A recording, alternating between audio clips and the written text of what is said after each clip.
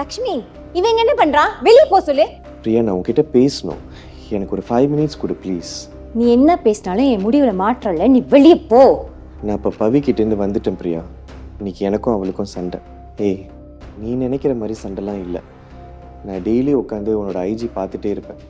அது அவளுக்கு பிடிக்காது, அதனாலே பிரச்சனை பண்ணேன். என்னால் உன்னை மறக்க முடியல பிரியா. பவிக்கும் என்னை பிடிக்கும், அதனாலே என்கிட்ட பிரச்சனை பண்ணி இன்னைக்கு சலூன் விட்டு துரத்திட்டான். இப்போ என்ன பண்ண சொல்ற?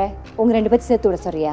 இல்ல பவி திரும்பியும் விக்ரம சேர்த்துக்கோ சலூன்ல அப்படின்னு சொல்றியா? நான் அப்படி மீன் பண்ணல பிரியா. நடந்தது என்னன்ட்டு உன்கிட்ட சொன்னேன், அவ்வளோதான். நான் மாறிட்டேன்ட்டுன்னு உன்கிட்ட ப்ரூஃப் பண்ணுறதுக்கு ஒரு சான்ஸ் கொடு பிரியா. ஒருவேளை என்னால் ப்ரூஃப் பண்ண முடியலன்னா நீ சொல்கிற மாதிரி நான் டிவோர்ஸ் பேப்பரில் சைன் வச்சுட்டு போயிடுறேன். நீ ஒன்றும் ப்ரூஃப் பண்ண தேவையில்ல. என் சைட் கேஸ் ஸ்ட்ராங்காக தான் இருக்குது. எனக்கு ஈஸியாக டிவோர்ஸ் கிடச்சிரும். நீ வெளியே போறியா? பிரியா, அப்படிலாம் இல்லை. நான் பிளாக்மெயில் பண்ணுறேன்னு நினச்சிக்காத.